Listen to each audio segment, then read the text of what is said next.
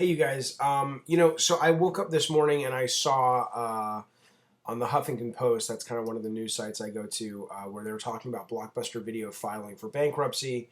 And the author of the article, I'm looking at it right now, sorry for not looking at you, there was this line she wrote, says,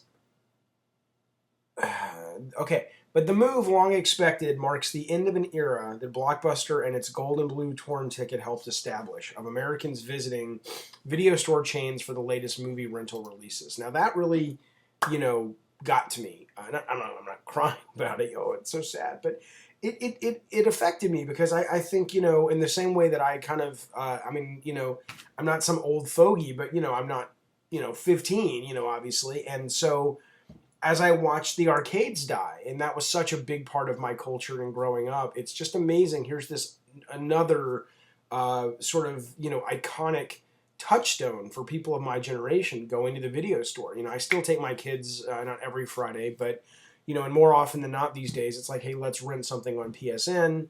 I'll be getting the Apple TV. Hopefully, if I can pick one up, I guess it's this weekend or next weekend. So I'm right at the front of the line. I get Netflix. Here's my I got a Netflix right here. I got a Redbox right here. So I'm not, I'm part of the problem if it actually is a problem. I get why Blockbuster, as it's currently structured, can't sustain. But I do miss that. I am going to miss that. I grew up right when VHS tapes, if you can believe it, were coming out.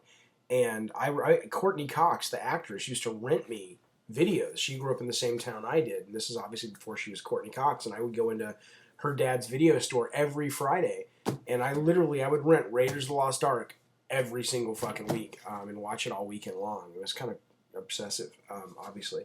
And going with my parents, going with my friends, it's summer break when you're a teenager, and we would just go rent the latest horror movie and go back to my buddy's house, and we'd just crash and eat pizza and watch movies. I mean, it was.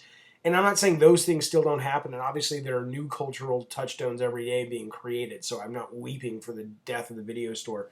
But it is amazing that, as much as I love digital distribution, a lot of, so much of the emotional resonance of those experiences do come from the physically being there with other people, whether it's the video store or browsing a bookstore. I mean, I'm reading a book right now, the group of George Lucas interviews, which I hadn't had a chance to finish.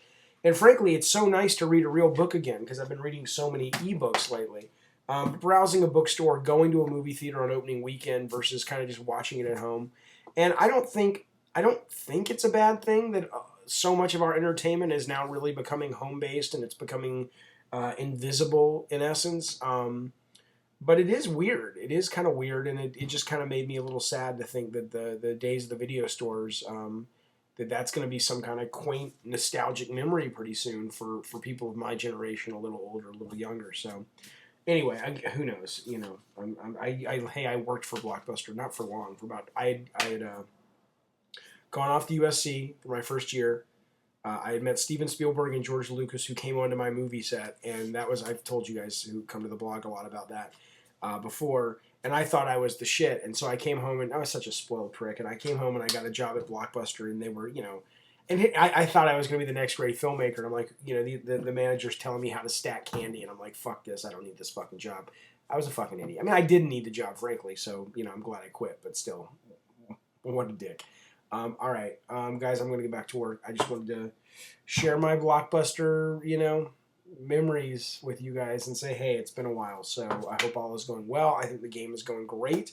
We are in that phase where pretty much everything is just content production now, which is awesome. The engine is pretty stable and pretty much done, and it's looking great. And every build I get of the game is really cool new stuff. So I'm really eager to kind of share it with you guys. I'm eager to hear what you guys think of the new PlayStation Magazine. Has Sweet Tooth on the cover, and there's I think it's like 10 pages of Twisted Metal pictures and information and interviews with Scott and myself. And so hopefully you guys will like what you read and let me know about it. All right, have a good day. Talk to you later. Bye.